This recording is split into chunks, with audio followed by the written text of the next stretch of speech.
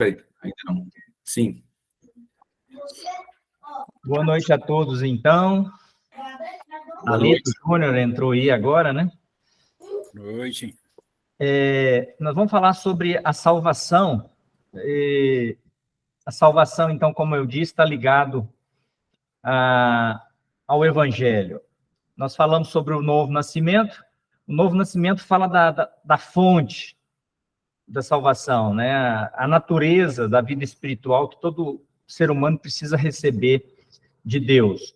Agora, a salvação inclui os resultados desse livramento de Deus e o alcance desse livramento, daquilo que Deus providenciou para nós em Cristo. E nós vamos analisar alguns pontos. O estudo sobre a salvação está em 7 pontos.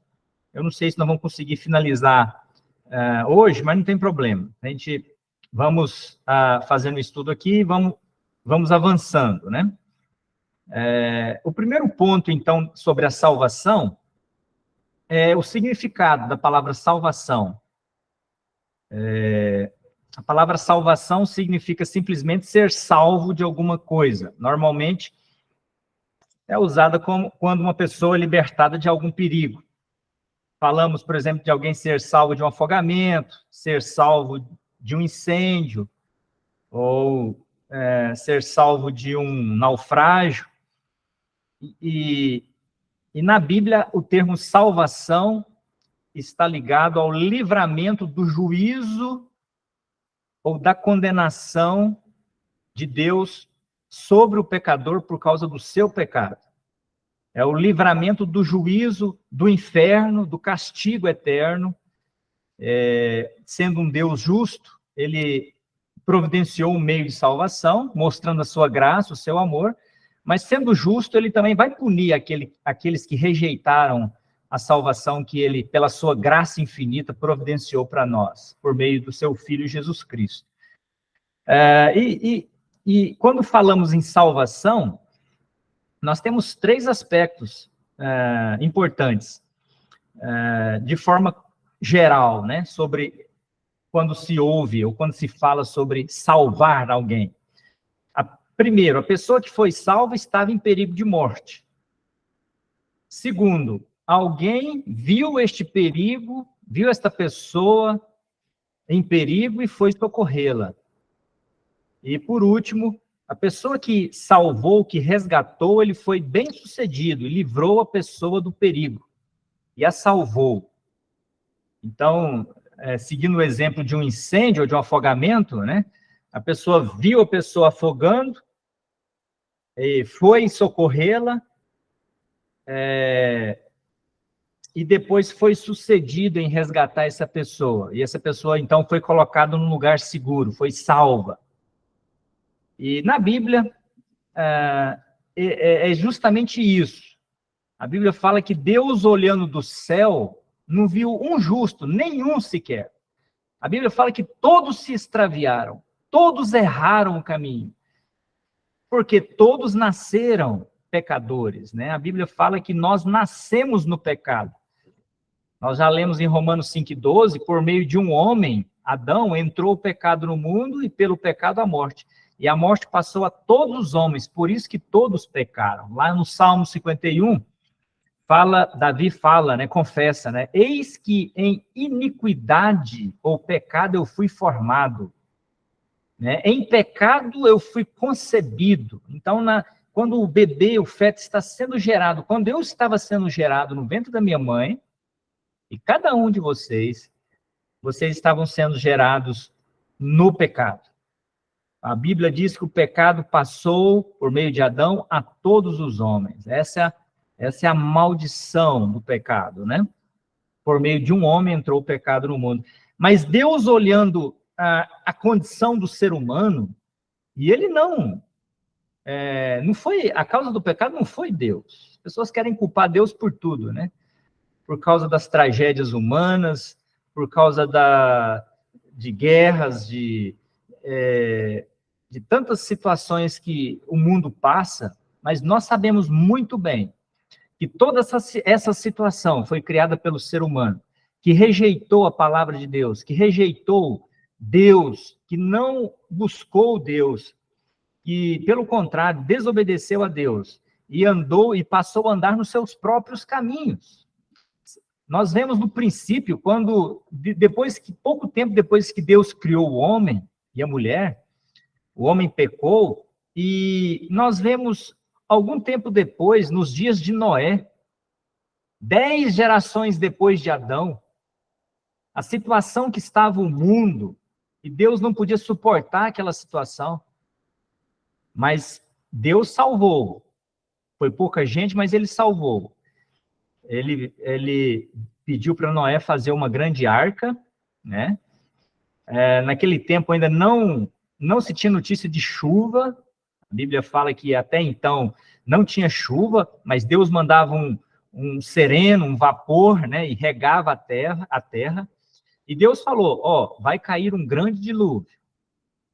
E aquele que ouvir a mensagem que eu tenho a anunciar a vocês, e o mensageiro era Noé, né? A Bíblia fala que ele era o pregoeiro da justiça, e Noé pregava o juízo divino, e ele falava, Deus vai julgar o mundo por causa do pecado de vocês, esse mundo está corrompido.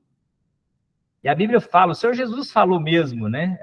Ele falou, assim como nos dias de Noé, é os dias de hoje. Né? O ser humano não melhorou, não mudou, não. A situação é a mesma. O pecado apenas aumenta e agrava a situação do ser humano. Mas Deus salvou 8 almas, né? E foram salvos aqueles que aceitaram a mensagem e entraram naquela arca e foram salvos ainda no princípio desse mundo, né? Mas Deus depois falou com Noé, depois Noé saiu da arca, falou, Noé, não vou julgar o mundo mais, não vou destruir o mundo mais com água. Você quer uma prova disso, Noé? Vou colocar o meu arco. O homem depois criou o termo arco-íris, né? E é usado até como marca e bandeira de certos grupos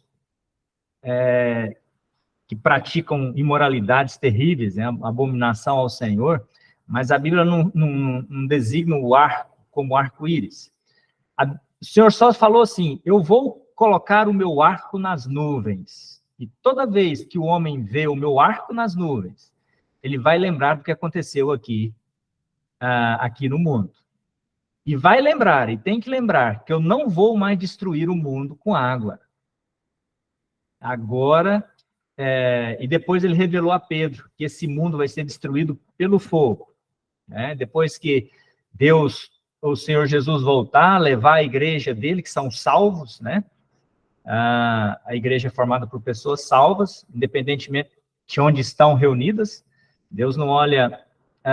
ele não faz acepção de pessoas, ele salva aquele que crê nele. Não é Y ou X que está nessa ou naquela igreja. O Senhor salva quem crê nele pela fé, quem recebe a sua salvação. E então o arco é interessante, né? Nos faz lembrar essas coisas, que Deus é um Deus salvador, é um Deus de amor, é um Deus que salvou Noé, a sua família, é um Deus que vai julgar o mundo, ele prometeu isso. Isso vai cumprir, né? Nós podemos ter certeza que ele vai julgar esse mundo, mas ainda a graça de Deus se há revelada, e diz a Bíblia, trazendo salvação a todos os homens, e nós sabemos que a salvação é por meio do Evangelho. Só há salvação em Cristo Jesus, e por meio do Evangelho. A palavra, então, salvação, assim como a Bíblia usa salvar, salvou, salvador, sempre que usa esse termo, ele está falando exatamente, o sentido espiritual de salvação é exatamente o mesmo significado que possui o sentido normal de salvar alguém. Deus, olhando do céu, viu a condição de perdição do homem. O homem estava extraviado, arruinado pelo pecado. O homem corria passos largos para o inferno, para a condenação eterna. Deus, então, enviou o seu Filho como o grande libertador, o grande resgatador, o grande salvador, Jesus Cristo. E Jesus Cristo veio, ele falou, né? Eu vim para salvar o homem do seu pecado. João Batista viu Jesus Diz lá em João 1:29, ele apontou o dedo para Jesus e falou: eis aí, o Cordeiro de Deus que tira o pecado do mundo. E Jesus Cristo veio, então, para salvar. E ele cumpriu a obra que ele tinha que fazer nesta terra, mas cumpriu de forma perfeita, de forma cabal, de forma plena. Tanto que naquela cruz, as suas últimas palavras foram: está consumado. No grego é teletestai, né, que significa está pago, está quitado. E se ele quitou, se ele pagou alguma coisa, é porque já não há mais o que ser pago, não há mais o que fazer. Deus já fez tudo o que tinha que ser feito para a nossa salvação. O homem não aceita isso. A maioria dos homens, né? A maioria das denominações, das seitas criadas pelo homem, não aceita o fato de que a salvação é por graça, é um presente de Deus. E elas ficam impondo, né, regras, impondo condições, impondo obras para o homem fazer, como se o homem pudesse fazer alguma coisa para a sua salvação. Mas Deus sabia que o homem não podia se salvar. E enviou uma pessoa como representante da raça humana, mas um homem perfeito, Jesus Cristo. Sendo Deus e sendo o homem perfeito, ele pôde fazer na cruz aquela obra substitutiva da raça humana. É como se ele tivesse tomado sobre si toda a raça humana, o pecado de toda a raça humana, e ele fez isso na cruz. Mas isso não salva automaticamente o homem. Nós sabemos que, apesar da obra de Cristo poder salvar todos os homens, ela só vai ser eficaz, ela só vai acontecer na vida daquele que aceitar Cristo como Salvador. Nada mais justo. Como que Deus poderia salvar uma pessoa que não aceita o enviado de Deus, Cristo, o Messias, o ungido de Deus, que Deus enviou ao mundo, que nasceu daquela forma maravilhosa, né, através de uma virgem, e que esta pessoa cresceu, esta pessoa revelou toda a vontade do Pai perfeitamente, esta pessoa entregou a sua vida por nós na cruz, morreu, foi sepultado, ressuscitou, revelou então o poder de Deus, Deus revelou em seu Filho o seu poder, ressuscitando o seu Filho, e depois elevando ele aos céus. Ele está vivo na presença de Deus hoje. Nos deixou o Evangelho, ele não nos deixou só, nos deixou o seu Espírito, né, que é uma pessoa divina, que habita naqueles que creem em Jesus Cristo como Salvador. E esta pessoa, que é o Espírito Santo, ela fala, ela tem sentimento, ela expressa as suas emoções, e ela fala conosco, e ela habita em nós. Conforme nós lemos em Efésios 1:13, né? Tendo nele crido, foste selado com o Espírito Santo da promessa. E este Espírito Santo, conforme nós estudamos sobre o novo nascimento, é quem nos torna uma nova criatura. Quando a pessoa, então, passa a ser habitada pelo Espírito Santo, ela passa a ser uma nova pessoa, uma nova criatura, conforme nós lemos em 2 Coríntios 5, né? Se alguém está em Cristo, é uma nova criatura.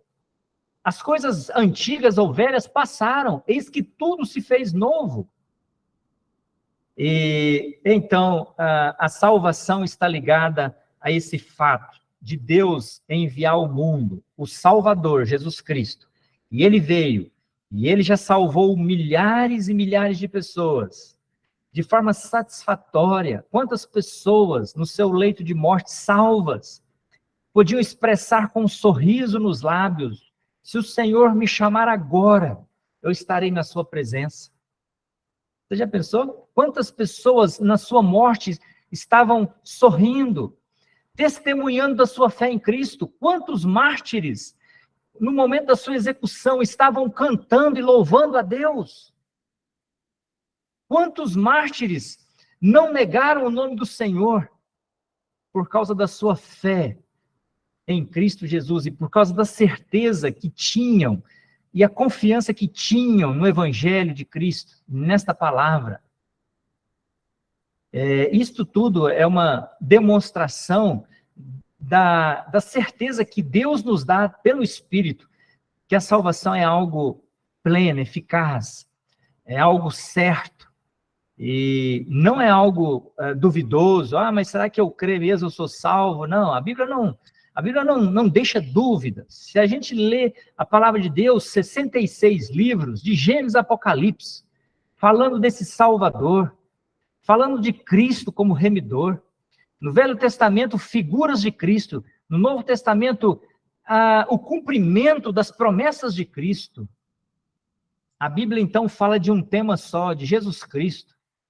E tudo isso, Deus quis nos revelar na Bíblia para nos dar certeza de coisas eternas. Deus não quer a nossa salvação para nós vivermos uma vida boa aqui, não, como muitos estão pregando, não. Você recebe Cristo como seu Salvador, e sua vida vai mudar aqui, Ele vai te dar muitas coisas, nada disso. O Senhor pode te dar muita coisa, mas não é isso que Ele promete. O Evangelho te promete uma vida abundante com Cristo no céu, na presença dEle. Por quê? Porque o Evangelho fala de perdão de pecados, fala de reconciliação com Deus através de Cristo, fala de purificação, fala de pessoas que são inimigas de Deus, se tornando agora filhos ou filhas de Deus.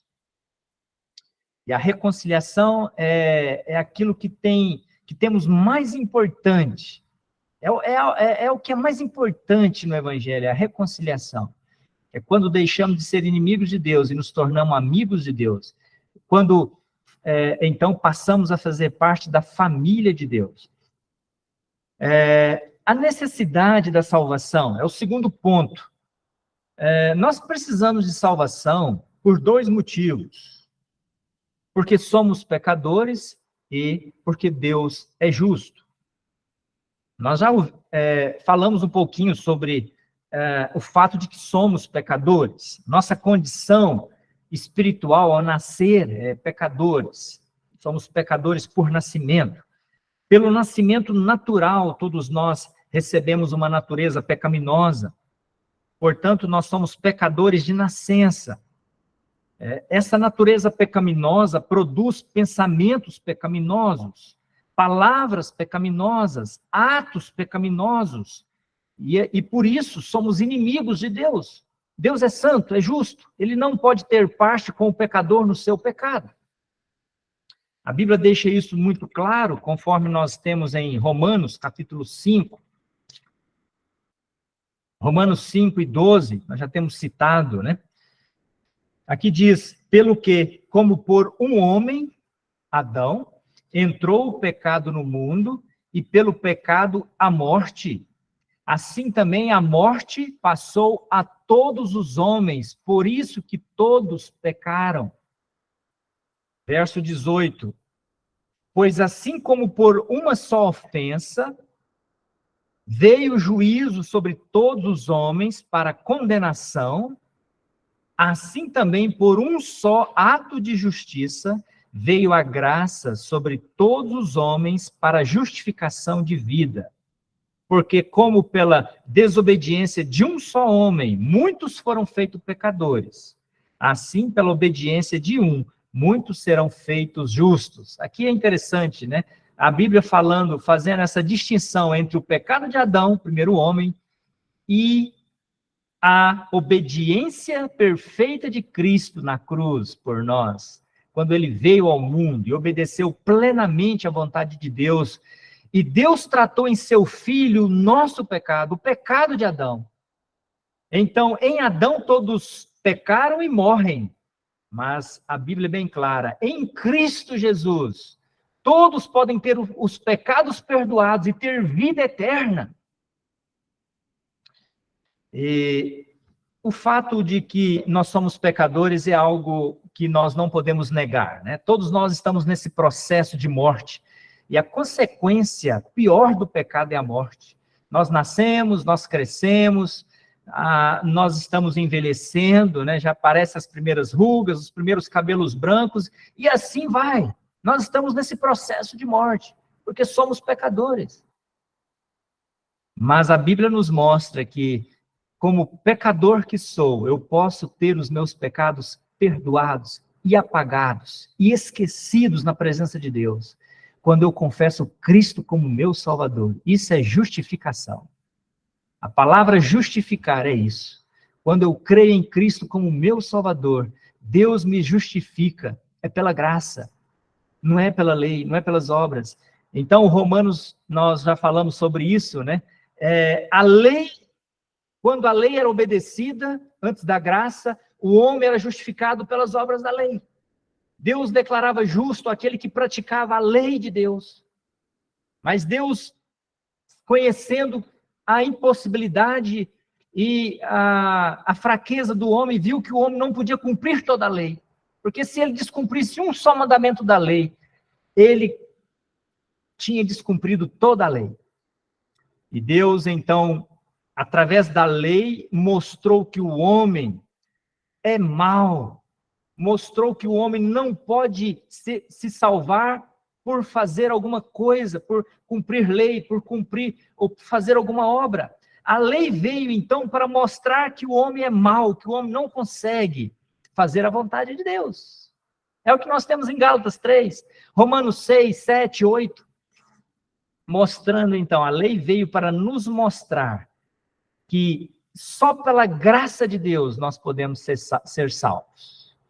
Que o homem não consegue fazer nada para agradar a Deus.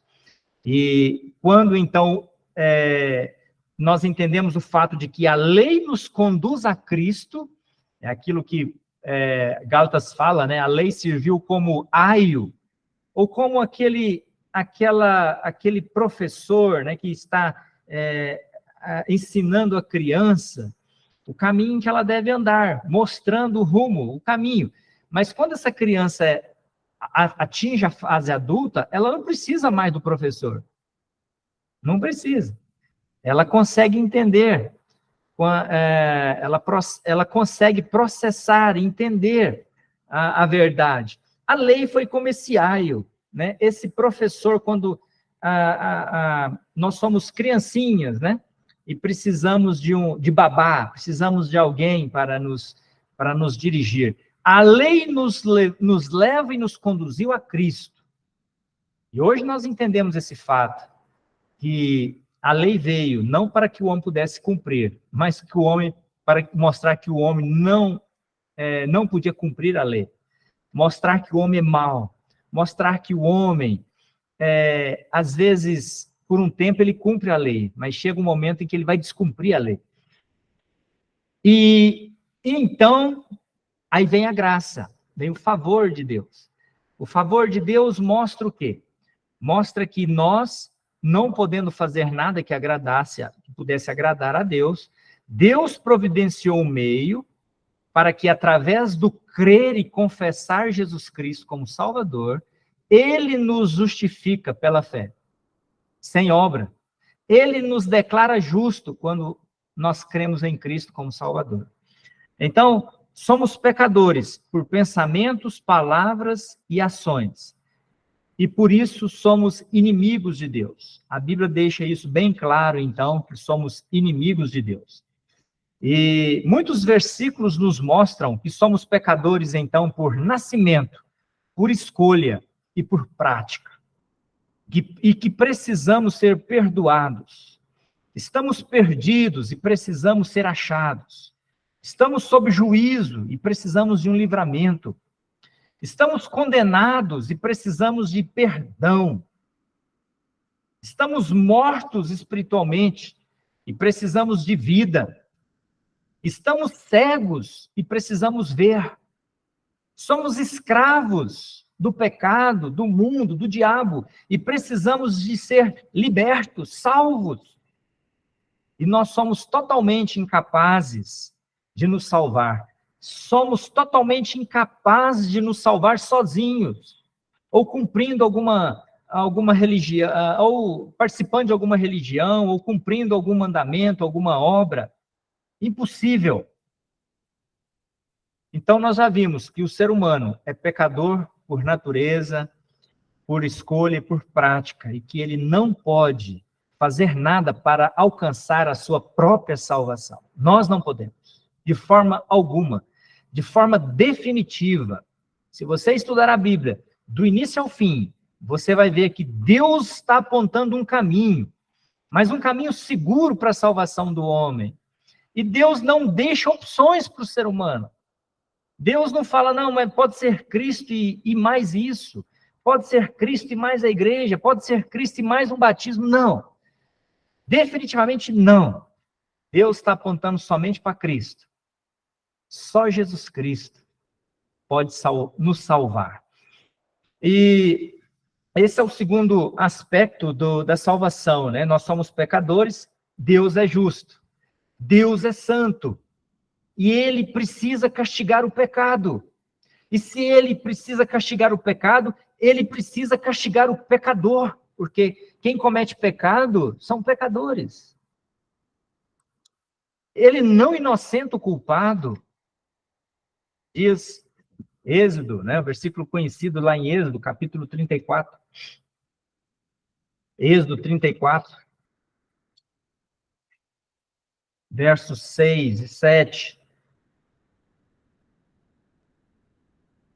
Passando, pois, o Senhor perante a sua face, clamou: Jeová, o Senhor, Deus misericordioso e piedoso, tardio em iras e grande em beneficência e verdade. Esse é o nosso Deus, né?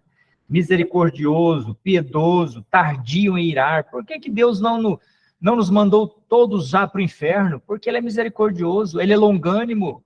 Diz Pedro, ele não veio ainda e julgou esse mundo porque ele é longânimo e não deseja a perdição do homem. Ele deseja salvar todos.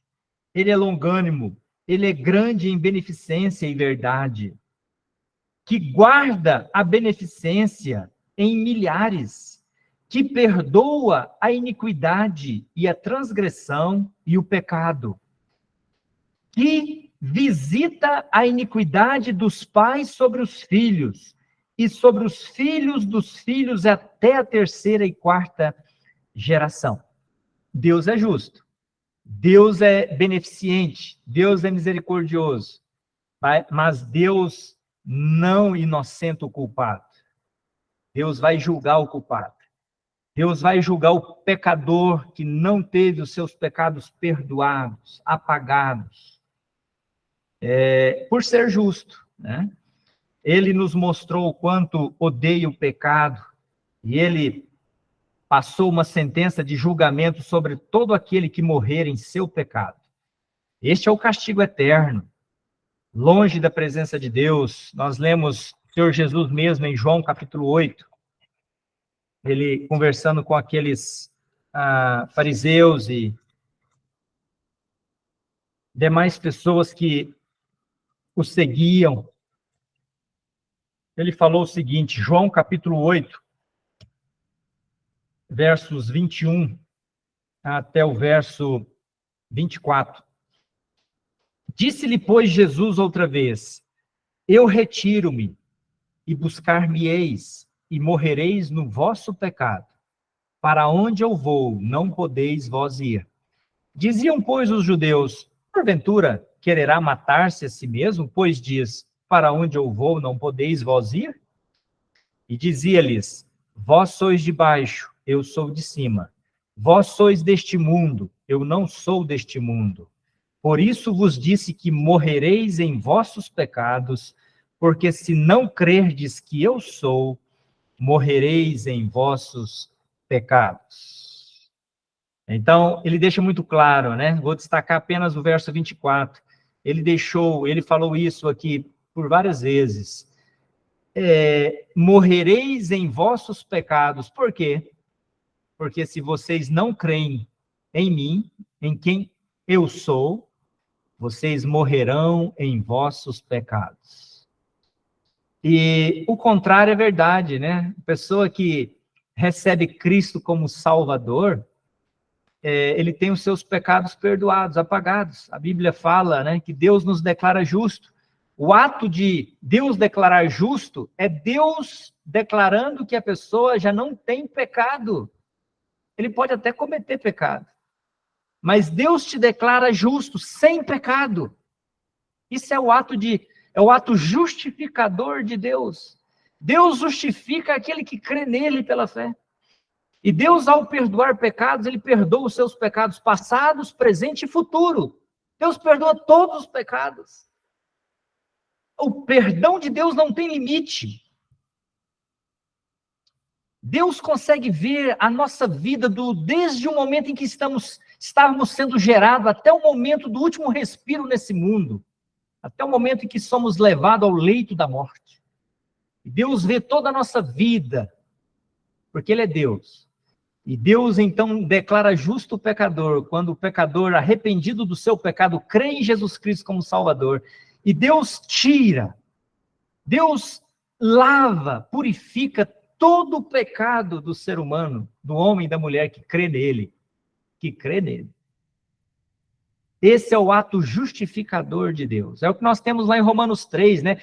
Todos pecaram e destituídos estão da glória de Deus, mas somos justificados ou declarados justos, sem pecado, gratuitamente pela sua graça, mediante a redenção que há em Cristo Jesus. Romanos 3 e 24. Somos declarados justos, sem pecado, gratuitamente. E é pela graça, é um favor de Deus, é um presente de Deus, é pela graça. Pela redenção, redenção é preço pago, pelo preço pago realizado por Cristo Jesus na cruz.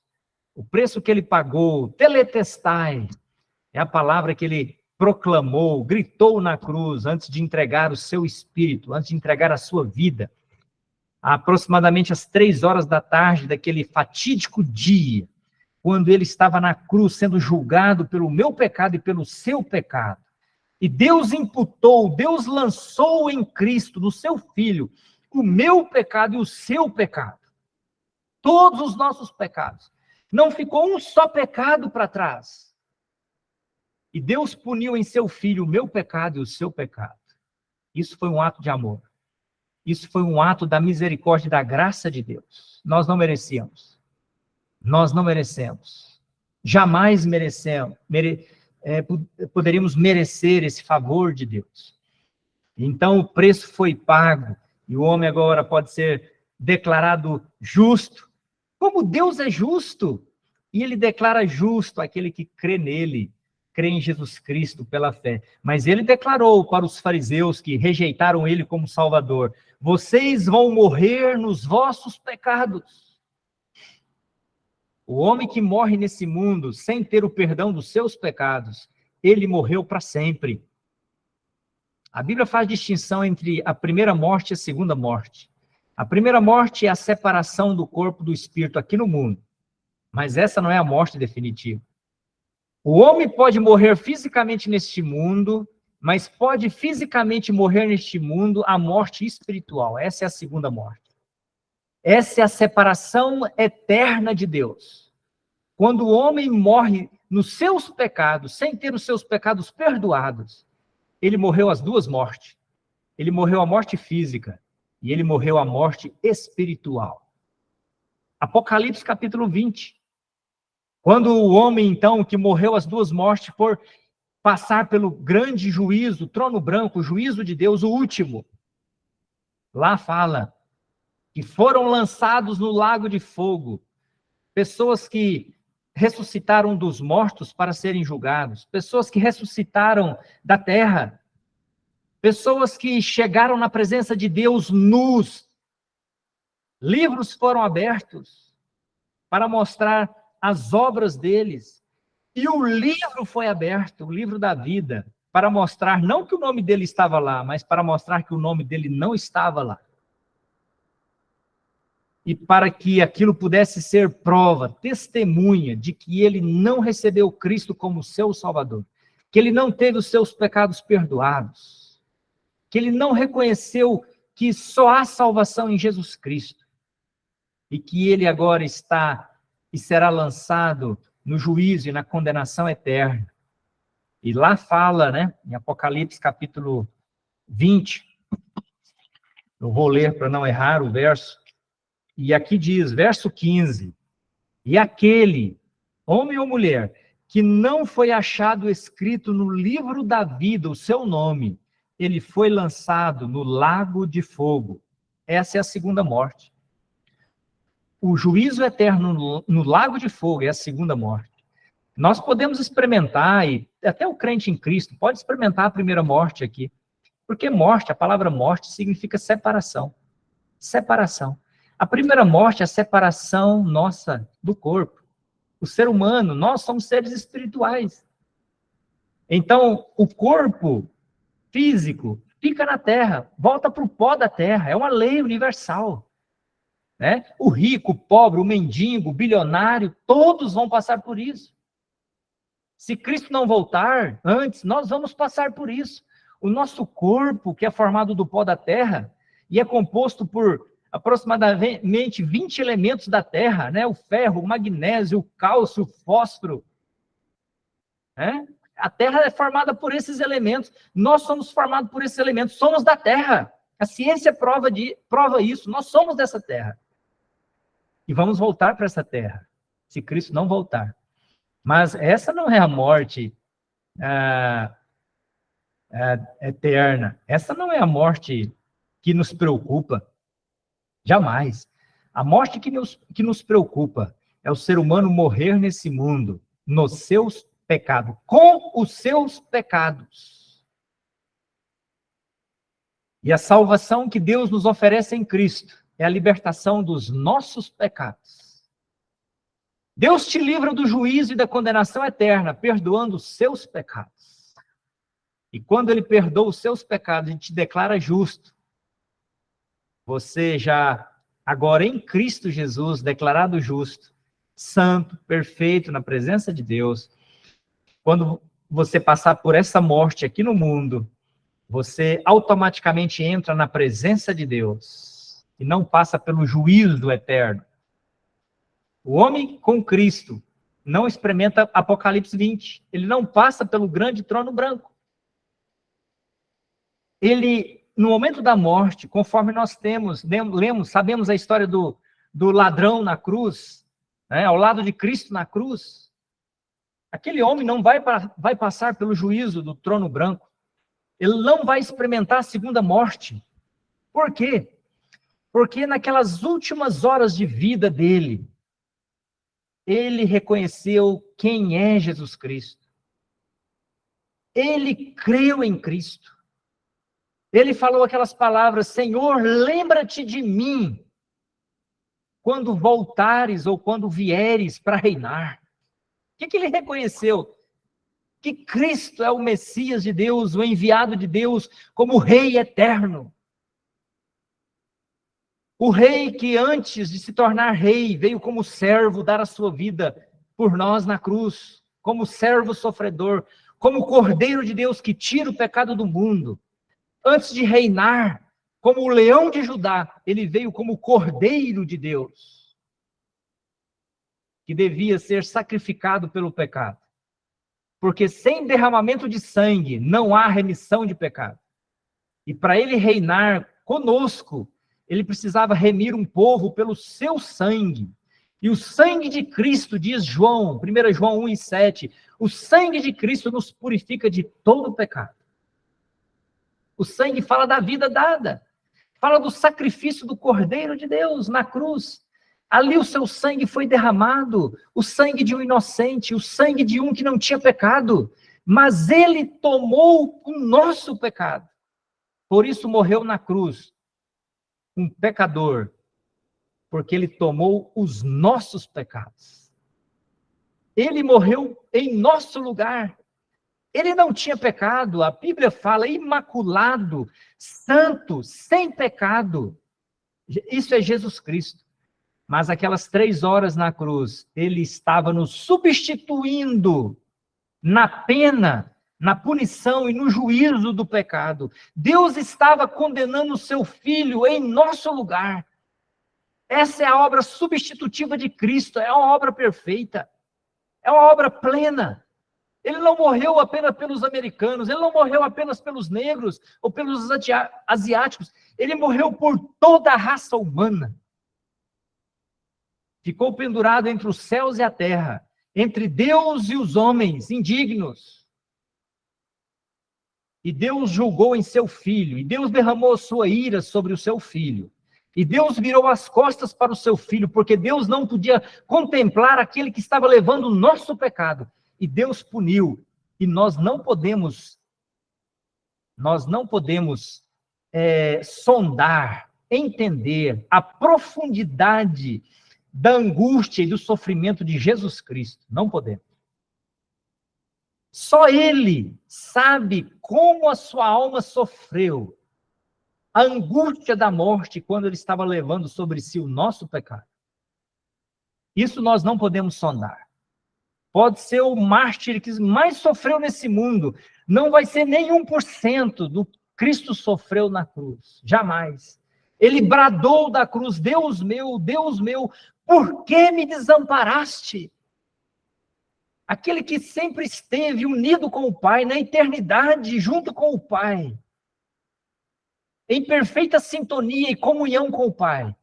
Durante aquelas 3 horas, quando estava levando o seu pecado na cruz, ele foi desamparado pelo Pai. E ele sentiu a justa ira de Deus. E a Bíblia fala que Deus lançou a sua espada sobre o seu filho. E ele sentiu no seu coração, na sua alma, a dor profunda da ira divina e da lança de Deus sobre o seu filho. Deus, prezado amigo aqui, Deus lançou sobre o seu filho a sua lança, a sua aljava, e puniu o seu filho por causa do meu pecado e do seu pecado. Você acha que isso foi pouco? Você acha que isso não é suficiente para te salvar? Você acha que isso não é suficiente para te perdoar todos os seus pecados? Cristo morreu em seu lugar. E a gente ainda acha que pode fazer alguma coisa, né? Ah, mas se eu não batizar, eu não sou salvo. Se eu não fizer isso, se eu não der o dízimo, se eu não for para a igreja, eu não sou salvo. Como? Como você pode fazer alguma coisa para ter salvação, se Cristo já fez e pagou todo o preço do seu pecado? Conforme nós lemos ali em Romanos 3, né? Conforme eu tenho citado, é bom ler para frisar, né? Romanos 3 e 23. Todos pecaram e separados estão da glória de Deus, mas somos justificados. Aqui é uma declaração judicial. Deus como juiz. Deus declara justo, sem pecado. Justificados gratuitamente. Olha aqui. É gratuito a justificação. Deus te declara justo gratuitamente. Ele não te pede nada de volta. Ele não te cobra nada, nem um centavo. Gratuitamente pela sua graça. Graça é o favor que nós não merecemos. É o favor imerecido de Deus.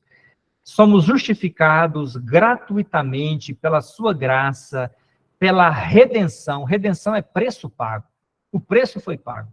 Pela redenção que há em quem? Que há em Cristo Jesus. Que há em Cristo Jesus. Lá em Efésios capítulo 2, nos fala também sobre o preço da redenção.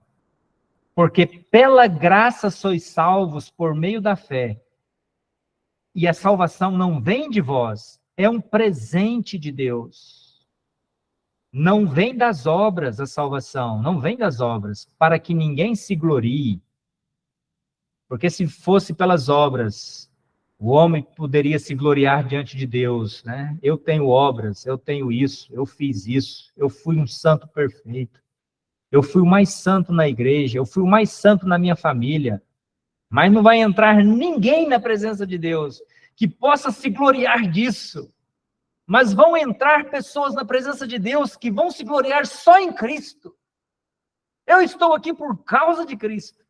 Por causa do que Cristo fez por mim. Por causa da redenção, do preço pago por Cristo na cruz. Ele pagou todo o preço do meu pecado. Aí sim, aí o nome de Cristo é glorificado. Aí o nome de Cristo é honrado.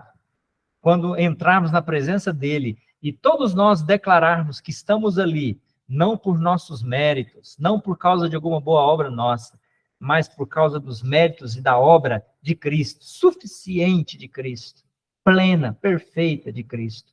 e Deus aceitou a obra de Cristo. Deus ressuscitou o seu Filho como prova de que ele aceitou o que Cristo fez por mim e por você. Continuando, então, o nosso estudo, e nós não vamos alongar mais muito, mas nós vamos ver apenas o fato, nós já vimos que somos pecadores, né? Que Deus é justo e ele precisa castigar o pecado. E pelo fato de sermos pecadores e Deus ser justo, nós precisamos ser libertos ou salvos da pena do pecado. E nosso clamor deveria ser como daquele carcereiro ali em Atos 16, né? E ele falou, usou essa palavra salvação, né? Atos 16 e verso 30.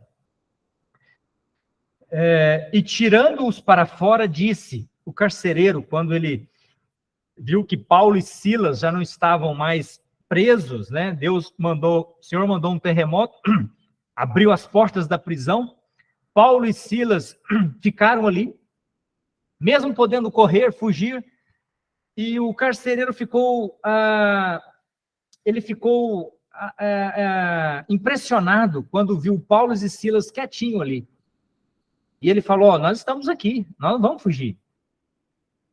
E ele falou, então, depois que ele tiveram um diálogo ali, ele falou para Paulo e para Silas, senhores, que é necessário que eu faça para me salvar?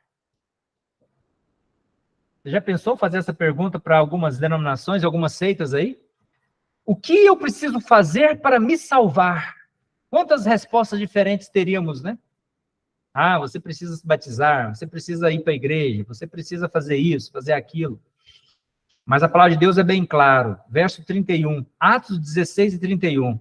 E eles disseram, crê no Senhor Jesus Cristo e serás salvo, tu e a tua casa. Crê no Senhor Jesus Cristo e serás salvo. Nós vamos ver apenas a questão agora, a provisão para a salvação. A provisão de Deus para a nossa salvação. O evangelho significa boas novas, boas notícias. Nós temos uma má notícia de que todos nós somos pecadores, perdidos, e por causa do nosso pecado estamos condenados à perdição eterna, ao juízo eterno. Mas o evangelho traz a boa notícia. Na verdade, é a maravilhosa notícia. Mesmo que ninguém mereça ser salvo, Deus revelou a sua maravilhosa graça e oferece a salvação gratuitamente agora a todos, a você. Esta salvação vem por intermédio de seu Filho, Jesus Cristo, porque ele morreu por nós, morreu por mim e por você. E a Bíblia nos ensina duas verdades de forma bem clara. Primeiro, Cristo veio para ser o salvador de pecadores. Ele não veio salvar justos. Ele veio salvar pecadores. Como eu e você. Mateus capítulo 1, nós lemos sobre isso no seu nascimento. Mateus 1 e 21. Diz assim, quando estava se anunciando o nascimento de Jesus, olha o verso 20. E projetando ele isso, José tinha projetado divorciar ou separar-se de Maria, ela estava grávida, e projetando ele isso, eis que em sonho lhe apareceu um anjo do Senhor dizendo, José, filho de Davi, não temas receber Maria, a tua mulher, porque o que nela está gerado é do Espírito Santo. E ela dará à luz um filho, e lhe porás o nome de Jesus, porque ele salvará o seu povo dos seus pecados. Primeira vez que o nome de Jesus aparece, uma das primeiras vezes que aparece aqui no Novo Testamento, ele está relacionado à função do Messias, porque Jesus significa aquele que salva, o Salvador. Josué também é Joshua, né? Ou Josué, tem a mesma origem do nome hebraico, Jesus, José, Jesus, ou Josué. Aquele que salva, o Salvador. E E o anjo avisou José: José, você não vai deixar Maria. O que está sendo gerado nela não é do homem. Não é do homem. O que é gerado do homem gera morte, porque tem origem em Adão. Tem o pecado nele. Mas o que é gerado de Deus é santo, é perfeito, é sem pecado. E o que Maria está gerando não tem o dedo do homem, não tem a participação do ser humano. O que está sendo gerado em Maria é divino, é de Deus. Deus está apenas usando o ventre como uma casa, como uma bolsa para crescer ali dentro o Salvador do homem.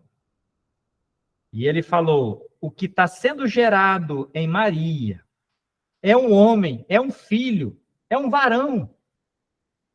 Não tinha, naquela época não tinha os exames de ultrassom como temos hoje, né? Então as mães descobriam se eram filhos ou filhas no nascimento, no parto. Mas Maria teve um grande privilégio. Ela estava gerando um bebê e ela sabia que estava gerando um varão, um homem. E ela não colocou o nome no seu filho. Mas Deus enviou um anjo e falou: Maria, o nome dele é Jesus. Jediael está esperando um filho, né? E ele teve que fazer ultrassom. E eles escolheram o nome do seu bebê. E assim como todos nós, como pais, né? Eu, Thalita, Jediael, Maurício, Jardel, né? Vinícius. Nós escolhemos o nome. Maria não escolheu o nome do seu bebê, porque o nome dele, ele seria salvador do seu povo. Mas ele salvará o seu povo do quê? Dos seus pecados. A salvação está intimamente ligada, a salvação está intimamente ligada ao perdão dos pecados.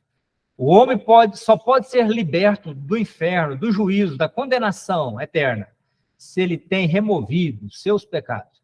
E os seus pecados só podem ser removidos através da fé em Jesus Cristo. Você crendo que Cristo morreu em seu lugar na cruz e que Cristo levou os seus pecados na cruz do Calvário. Então, Cristo veio para ser o Salvador dos pecadores. O Filho de Deus é eterno, igual ao Pai e ao Espírito Santo. E Cristo se tornou homem a fim de que pudesse providenciar a salvação para você.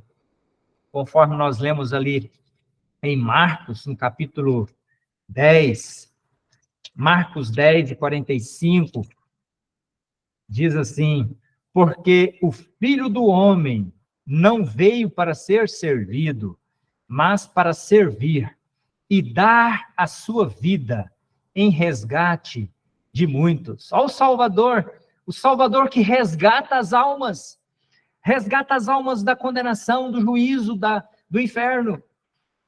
Cristo veio para servir, ele ainda virá para ser servido, ele vai ser servido. A eternidade nós vamos servi-lo como grande Salvador, Senhor, Rei, Rei dos Reis. Mas na sua primeira vinda, ele veio para servir, ele veio para dar, como um escravo, como um servo, dar a sua vida em resgate de muitos. E muitos aqui, são aqueles que foram objetos do amor de Cristo. Muitos aqui já confessaram Cristo como seu Salvador e podem dizer em alto e bom som, eu sou um resgatado de Jesus Cristo. Ele morreu em meu lugar. Por que nós podemos ter essa certeza? Porque a Bíblia nos dá essa certeza. Uma vez salvo, salvo para sempre. Não há dúvidas. Quando Deus nos sela com o Espírito Santo, ele nos sela para sempre. Nós não perdemos a salvação. Nós somos salvos para sempre. Quando cremos em Jesus Cristo, nós nos tornamos uma nova criatura. Temos o perdão dos pecados, recebemos o Espírito Santo. E é uma salvação garantida, porque ele nos dá o seu Espírito. E aquilo que ele dá, ele não toma. Se Deus nos dá algo, você pode ter certeza, ele não tomará de volta. E quando ele nos dá a salvação, ele nos dá uma salvação completa, perfeita, plena. Essa é a confiança que ele nos dá pela sua palavra e a Bíblia. Não temos tempo de olhar todos os versos, mas a Bíblia nos garante isto. Por fim, para finalizar, sobre a provisão para a salvação, Cristo providenciou esta salvação por meio da sua morte e da sua ressurreição. Nós sabemos que Cristo estava disposto a morrer na cruz. A Bíblia, os evangelhos falam que quando chegou o momento dele ir à cruz, algumas semanas antes dele ir à cruz, a Bíblia fala que o seu rosto virou para o sentido de Jerusalém, e ele passou a caminhar para Jerusalém. E as pessoas vinham falar com ele, ele falava e voltava o seu rosto para Jerusalém. E ele caminhava rumo a Jerusalém. E ele falou para os discípulos antes de ir para Jerusalém: importa que o Filho do Homem seja levantado, e quando eu for levantado, atrairei todos a mim. E Jesus falou da sua morte aos seus discípulos, mas eles não entenderam. Ele citou Jonas, o sinal de Jonas, assim como Jonas esteve 3 dias e 3 noites no ventre do peixe, assim importa que o Filho do Homem também fique 3 dias e 3 noites no ventre da terra. E o Senhor então falou muita coisa sobre a sua morte, porque ele sabia que ele veio para ser o sacrifício pelo pecado. A morte de Cristo não foi um acidente, jamais. Como se retrata nos filmes, né? As pessoas levando ele à força, empurrando, arrastando ele. Não, ele foi voluntariamente. É claro que Deus usou o homem para que pudesse, então, dar um julgamento injusto, condenar injustamente o Messias, para mostrar ainda mais a nossa pecaminosidade, a nossa condenação, porque nós poderíamos ter condenado Barrabás, que era um ladrão, um salteador, e nós gritamos: solta Barrabás, e crucifica Jesus. Barrabás significa o filho do homem, só que o filho do homem com letra minúscula, o filho de Adão.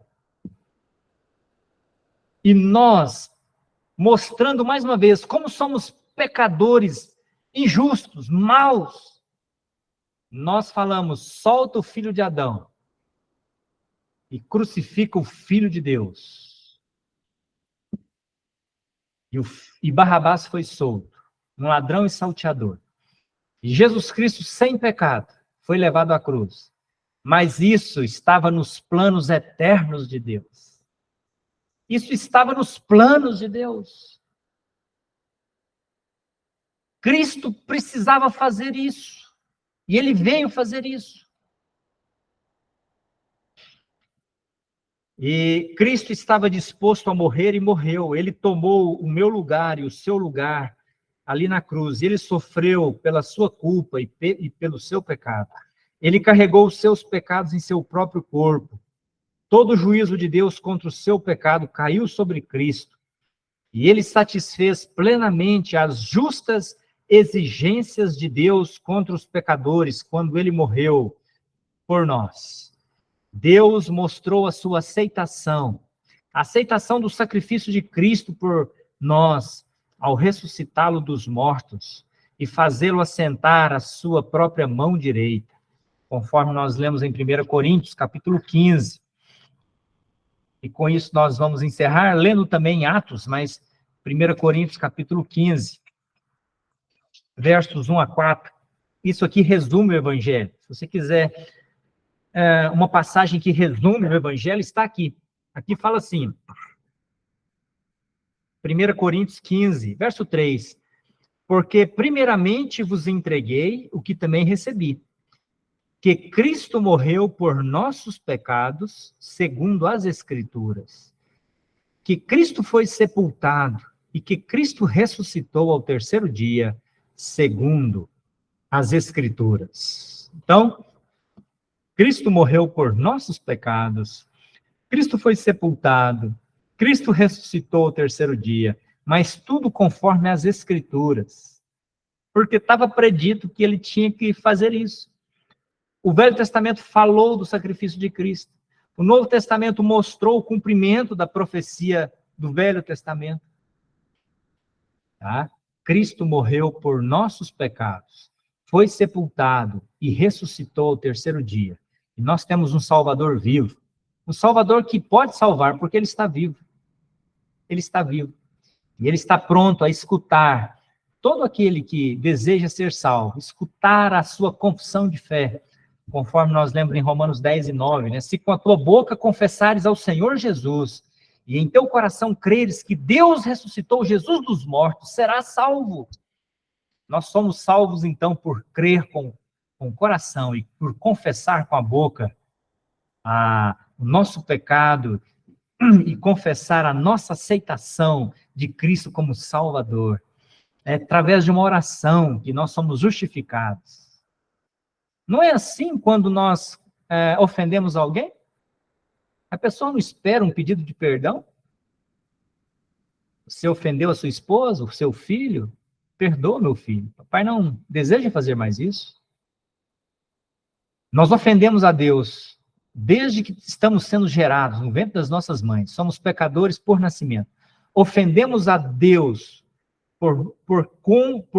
porque somos descendência de Adão. Ofendemos a Deus porque nascemos pecadores.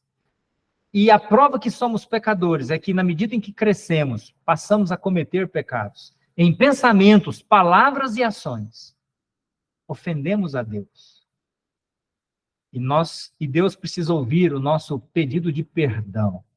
E o pedido de perdão é uma confissão de fé em que você aceita o perdão que Deus te dá em Cristo Jesus. Esse é o meio que Deus estabeleceu e esse é o Evangelho. Não há outro meio, não há outra forma de se salvar, a não ser pedindo perdão dos seus pecados a Deus, mas em nome de Cristo, porque Cristo morreu no lugar daquele que tem fé nele. A obra de Cristo pode salvar todo mundo, mas não são todos que vão ser salvos, porque tem gente e tem muitos que rejeitam Cristo como Salvador. Quantos nesse mundo estão enganados em religiões? Os islâmicos, os hindus, os espíritas. Nós sabemos que por detrás de todas essas religiões e seitas está Satanás querendo ser adorado, porque a Bíblia fala que por trás de todo ídolo existe um demônio. Satanás sempre quis ser adorado. Ele falou para Cristo no deserto, na tentação no deserto: tudo isso te darei se prostrado me adorares. Mas nós não adoramos os demônios quando nós confiamos e aceitamos naquele que é a verdade, é o caminho, é a vida, Jesus Cristo. Não há meio termo. Ou o homem serve a Cristo ou serve aos demônios. Não há meio termo. Ah, mas os hindus, os muçulmanos podem se salvar porque eles estão em busca desse caminho, mas eles não creem em Cristo. Não creem em Cristo. O Evangelho é exclusivo ou exclusivista. A Bíblia é exclusivista. Pode ser duro esse discurso, mas essa é a verdade. Não há outra salvação. Não há outro meio de salvação. Não basta ser sincero, é preciso ser sincero e crer na verdade. Conforme nós lemos em Atos, e com isso eu vou finalizar, né? Atos capítulo 4.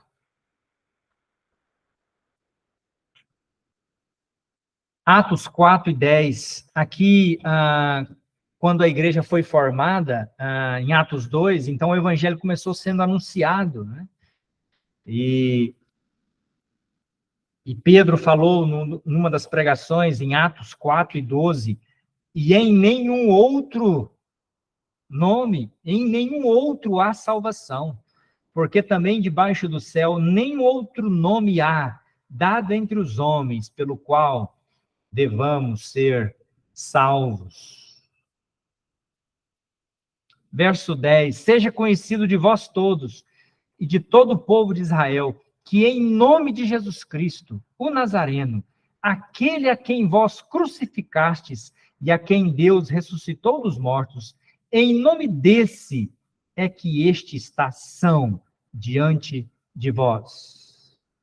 A cura daquele paralítico, né, foi em nome de Jesus Cristo. É aquele mesmo que curou o paralítico, também perdoou o pecado daquele paralítico. É o mesmo Salvador, é o mesmo Jesus.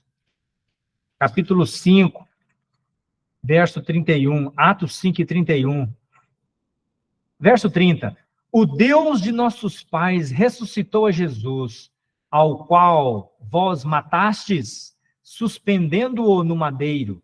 Deus, com a sua destra, o elevou a príncipe e salvador, para dar a Israel o arrependimento e a remissão dos pecados. O Salvador, que dá a Israel o arrependimento e a remissão ou perdão dos pecados. Por fim, Atos capítulo 17, versos 30 e 31. Atos 17, 30. Mas Deus, não tendo em conta os tempos da ignorância, o homem sem Deus, sem Cristo, sem salvação, ele vive o tempo da ignorância, e Deus não leva em conta o tempo da ignorância, mas anuncia agora a todos os homens, em todo lugar, que se arrependam. Arrependimento de pecados. Ele deseja e ele espera que todos se arrependam. Por que que o homem precisa arrepender dos seus pecados? Porquanto tem determinado um dia em que, com justiça, há de julgar o mundo, por meio do varão que destinou, Cristo Jesus. E disso ele deu certeza a todos, ressuscitando-o dos mortos. A certeza que ele dá, que ele vai julgar vivos e mortos, é o fato de que ele ressuscitou Jesus Cristo. Cristo, depois que morreu pelos nossos pecados na cruz, foi sepultado, Deus o ressuscitou, dando certeza de que aquele que pode salvar também, e salvará, também vai julgar todos aqueles que rejeitaram o Evangelho, que não creram em Jesus Cristo como Salvador. Tá ok? Então, finalizamos o nosso estudo sobre, pelo menos essa parte, depois nós podemos continuar. Vamos falar depois como obter a salvação, como ter certeza da salvação, o alcance da salvação e os resultados da salvação. Mas, por enquanto, por conta do tempo, nós vamos finalizar aqui no tema a provisão para a salvação. Então, só lembrando, Cristo veio para ser salvador dos pecadores e Cristo providenciou esta salvação por meio da sua morte e ressurreição. E nós, então, temos lido aqui em Atos os versos provando, né, que a salvação só pode ser obtida por meio da fé, por meio do crer, por meio da redenção em Jesus Cristo, a quem Deus imputou, lançou sobre ele o nosso pecado na cruz, mas também ressuscitou ele dos mortos, e depois elevou ele às alturas, e ele está vivo na presença de Deus, para nos dar certezas. Certezas de quê? De que estamos salvos, todo aquele que crê nele está salvo, e também certeza de que ele vai julgar vivos e mortos, que em breve ele vai julgar o mundo incrédulo no seu pecado.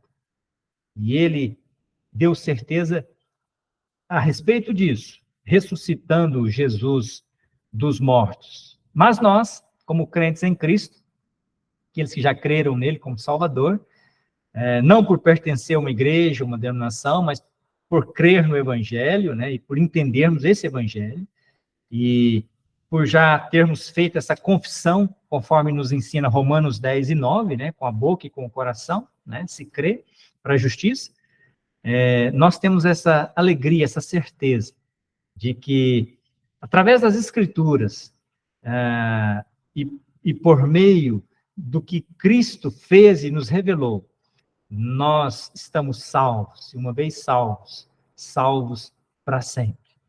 Ok? Assim finalizo o estudo hoje. Se alguém tiver alguma